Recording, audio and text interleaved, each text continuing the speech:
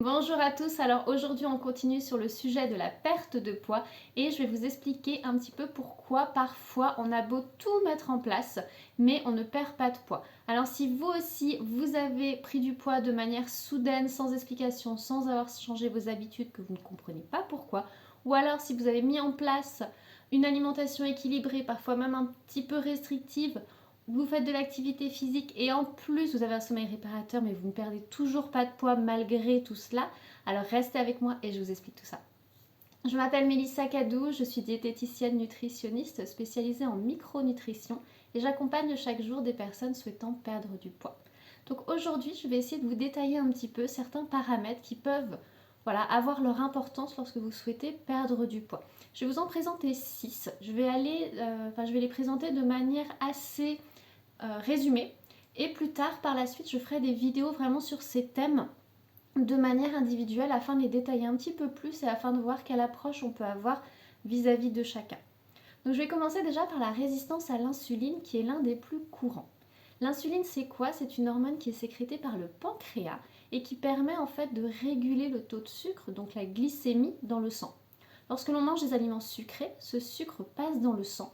Le corps n'aime pas quand le taux de sucre est trop élevé, donc il va faire en sorte que ce sucre puisse passer dans les cellules. Donc là, le pancréas intervient et libère l'insuline. Cette insuline va agir donc sur le sucre directement en le faisant rentrer dans les cellules qui vont l'utiliser soit sous forme d'énergie directement, ou alors si elles n'en ont pas besoin, elles vont le stocker. Les cellules musculaires n'ont pas une capacité de stockage qui est très importante. Donc en fait, tout ce sucre va surtout aller dans nos cellules adipeuses, qui sont les cellules donc, de matière grasse, et qui vont stocker ce sucre en excès sous forme de graisse. Ces cellules adipeuses, elles ont une grande capacité de stockage. Donc automatiquement, quand vous avez des quantités de sucre qui sont trop importantes dans le sang, ça passe dans les cellules. Les cellules prennent ce dont elles ont besoin au moment présent, elles en stockent un tout petit peu, et après tout le reste passe en fait dans nos cellules adipeuses qui vont stocker tout cela sous forme de graisse. Donc on a tendance à prendre du poids et surtout au niveau abdominal. Cette graisse vraiment se localise au niveau du ventre et on prend du poids assez facilement. Donc automatiquement c'est un frein à la perte de poids. Plus on consomme des aliments glucidiques au quotidien, plus on grignote dans la journée, plus notre corps va avoir besoin de libérer de l'insuline et plus notre corps va stocker. Donc cette insuline, à un moment donné, quand on en libère trop, les cellules ne répondent plus et on appelle ça la résistance à l'insuline. Le pancréas continue d'envoyer de l'insuline parce que du coup la glycémie ne diminue pas et en fait ça fatigue l'ensemble de notre système. Donc la résistance à l'insuline, c'est un trouble qui touche un grand nombre d'entre nous, qui peut être détecté, qui peut être mis en avant en amont et ensuite qui peut être aussi pris en charge. Donc cela, je vous l'expliquerai dans une autre vidéo que je vous détaillerai un petit peu plus. Ensuite, un autre paramètre qui est important dans la perte de poids, c'est la flore intestinale. La flore intestinale, c'est ce qui compose en fait nos intestins. C'est l'ensemble des bonnes et des mauvaises bactéries, donc qui ont chacune leur rôle, et qui composent notre microbiote. Donc le microbiote, on entend beaucoup parler en ce moment. C'est notre second cerveau, il est indispensable pour faire fonctionner notre corps, et il faut vraiment qu'il soit à l'équilibre, en symbiose. Donc il faut qu'il y ait un équilibre entre nos bonnes et nos mauvaises bactéries. Certaines bactéries vont avoir plus la capacité à nous aider à éliminer et d'autres vont plus avoir la capacité à stocker. Donc pour faire simple, les bonnes bactéries nous aident à perdre poids, les mauvaises bactéries facilitent la prise de poids. Donc à partir du moment où notre microbiote n'est pas équilibré et qu'on a trop de mauvaises bactéries, on va avoir tendance à stocker et à prendre plus de poids. En plus, ces mauvaises bactéries vont avoir la particularité de nous entraîner des troubles digestifs, donc ils vont eux aussi freiner la perte de poids. Ce microbiote, il dépend directement de notre alimentation. Plus on a une alimentation qui est déséquilibrée, plus on a une alimentation qui est riche en produits gras, sucrés, industriels, en plats préparés, en additifs avec tous les conservateurs, les édulcorants, plus les mauvaises bactéries vont être nourries et vont pouvoir se développer.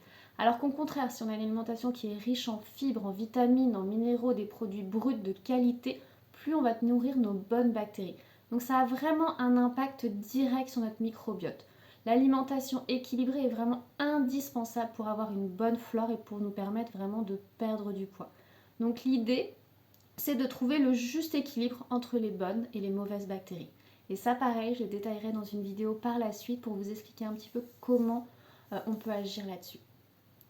En troisième point, on peut aussi revenir sur les intestins parce que lorsqu'on a des intestins, une flore bactérienne au niveau de l'intestin qui n'est pas équilibrée, on va en fait développer une inflammation au niveau de l'intestin. Le tube digestif, donc au niveau de l'intestin grêle, va être irrité et ça va créer de l'inflammation. Et l'inflammation est vraiment un frein à la perte de poids. L'inflammation, c'est une réaction qui est normale lorsque l'on est attaqué de l'extérieur ou même parfois de l'intérieur au niveau de notre corps. C'est-à-dire que lorsqu'il y a un pathogène, une toxique, on mange quelque chose où il y a une mauvaise bactérie dedans, tout notre système immunitaire va s'enclencher pour développer une réaction anti-inflammatoire qui va vraiment permettre de combattre cette inflammation et pouvoir justement faire en sorte que tout aille bien au niveau de notre corps. Sauf qu'aujourd'hui, il y a de nombreuses personnes qui sont dans un état d'hyperinflammation chronique. On est tout le temps avec une petite inflammation. Ça peut commencer juste au niveau de l'intestin, une flore intestinale qui est déséquilibrée, une irritation au niveau de l'intestin, le système immunitaire qui s'emballe, une petite inflammation. Et en fait, sur le long terme, ça devient une inflammation qui est chronique et souvent silencieuse dans un premier temps, donc on ne s'en rend pas compte. Jusqu'au jour où après, ça se délocalise. Donc on a parfois des personnes qui viennent en consultation et qui ont des douleurs articulaires, des troubles cutanés, par exemple du psoriasis, de l'acné, parfois des troubles digestifs, mais parfois non, ça ne se déclare pas toujours au niveau digestif. Et en fait, on ne fait pas le lien entre tout ça, sauf que très souvent, c'est l'inflammation qui est commune à tous ces troubles. Donc l'inflammation, c'est vraiment un frein à la perte de poids parce qu'en plus, ça demande beaucoup d'énergie au corps et il ne va pas être concentré vraiment sur la perte de poids. En plus de cela, on a nos cellules graisseuses, donc les adipocytes, qui lorsqu'elles se développent, elles ont la faculté elles ont la tendance à libérer des molécules qui sont pro-inflammatoires, donc qui vont favoriser l'inflammation. Et du coup, en fait, le fait de prendre du poids, donc le surpoids, va créer de l'inflammation. Donc on dit que le surpoids est une cause majeure d'inflammation chronique aujourd'hui. De plus en plus de personnes sont dans cet état d'hyperinflammation chronique. Et en plus, l'inflammation va favoriser l'insulinorésistance. L'insulinorésistance favorise l'inflammation, dans un sens comme dans l'autre. Donc on se retrouve en surpoids. Le surpoids favorise l'inflammation, qui favorise l'insulinorésistance, qui favorise le surpoids. Donc on a un cercle vicieux, on ne s'en sort pas. Donc automatiquement, quand on a un état hyperinflammatoire, on ne peut pas perdre de poids. Donc voilà, ça c'est un paramètre important à prendre en compte. Ensuite, le quatrième point qui est important, c'est le foie. Notre fameux foie. Donc le foie, c'est notre usine de recyclage. C'est un organe qui est hyper important, qui est indispensable. Il est très silencieux. On ne le sent pas, on ne l'entend pas, mais par contre, il agit en continu. Il est tout le temps en train de recycler. C'est vraiment notre usine de recyclage. On en a besoin pour éliminer les toxines, que ce soit les toxines qui proviennent des perturbateurs endocriniens, qui proviennent parfois des aliments, parfois des médicaments. Mais c'est aussi un organe indispensable pour le métabolisme des sucres. Quand on consomme des sucres, ça passe dans le foie, mais aussi des graisses. Ça nous permet de digérer les graisses. Lorsqu'on a une alimentation qui est déséquilibrée, le foie en fait va avoir tendance à stocker des graisses. Plus il stocke des graisses, moins il va pouvoir être performant et plus il va être engorgé. Un foie fatigué, engorgé, c'est un foie qui a tendance à stocker des graisses et du coup à avoir une fonction d'élimination qui est altérée. Donc notre foie en fait va pas pouvoir éliminer toutes ces toxines. Donc on va avoir on peut développer certains troubles par la suite, mais on peut aussi le fatiguer davantage et être nous fatigués de manière chronique. Donc un foie engorgé va pas pouvoir nous aider à digérer correctement. Il va pas pouvoir agir sur l'élimination des toxines et en fait il va pas pouvoir agir sur la perte de poids. Il va pas du tout nous faciliter la tâche. Donc il faut prendre soin de son foie. Pareil, c'est un sujet qui est assez conséquent. Donc pour l'instant, je vous le résume juste. Après, je vais vous le détailler dans d'autres vidéos. Mais voilà, c'est important de prendre soin de son foie lorsque l'on souhaite perdre du poids et même de manière quotidienne.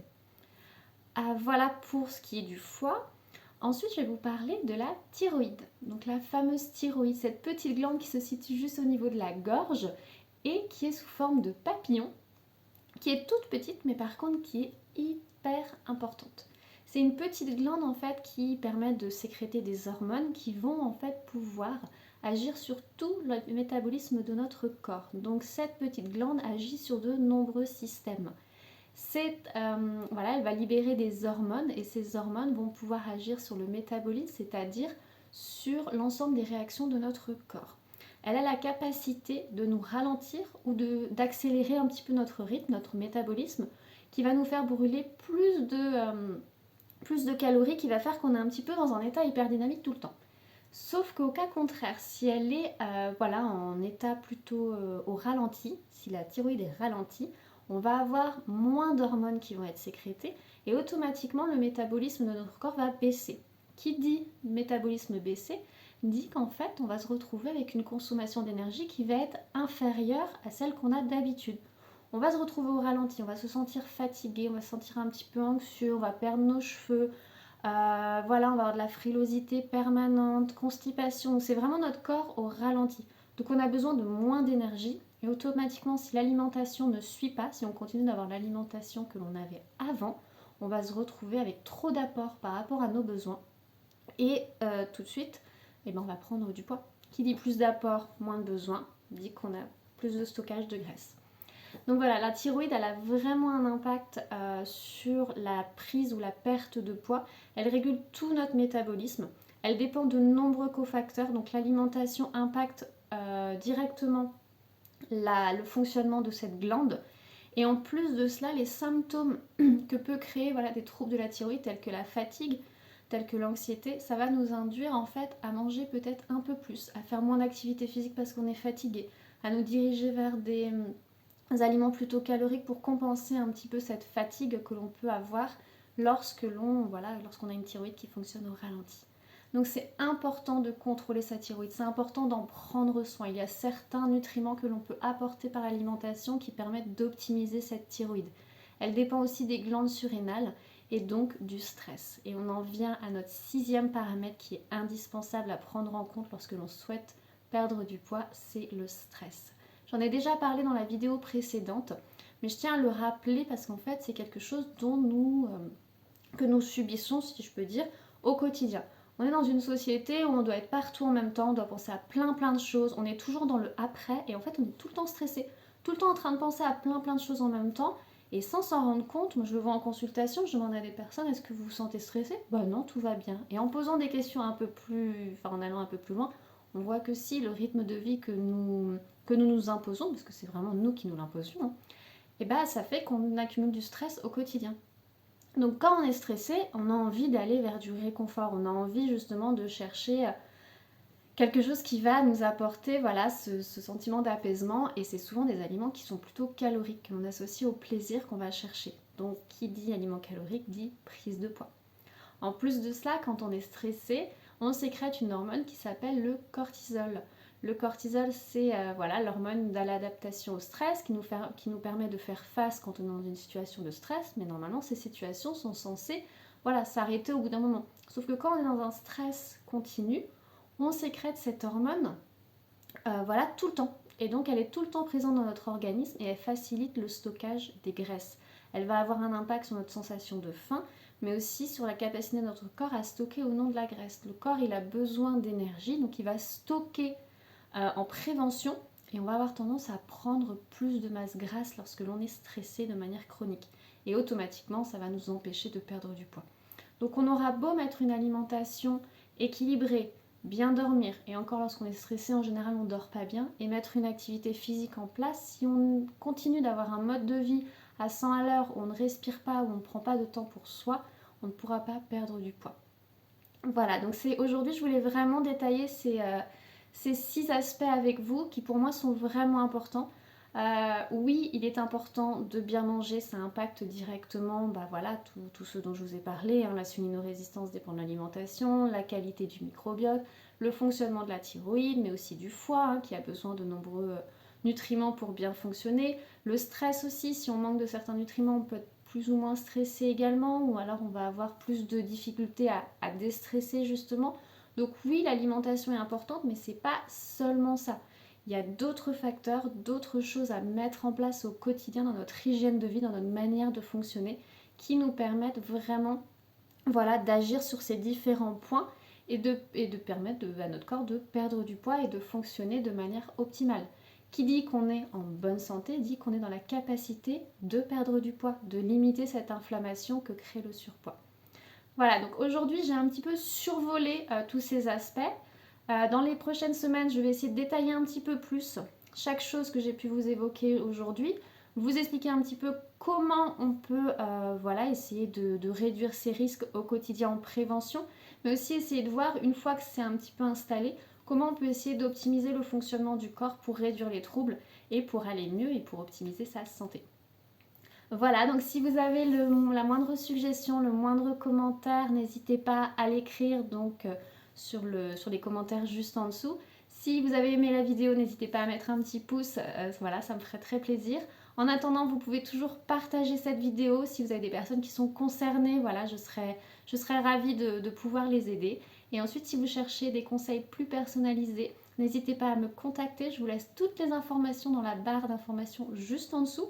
Et en attendant une prochaine vidéo, je vous dis à très vite et je vous souhaite une excellente journée. À bientôt!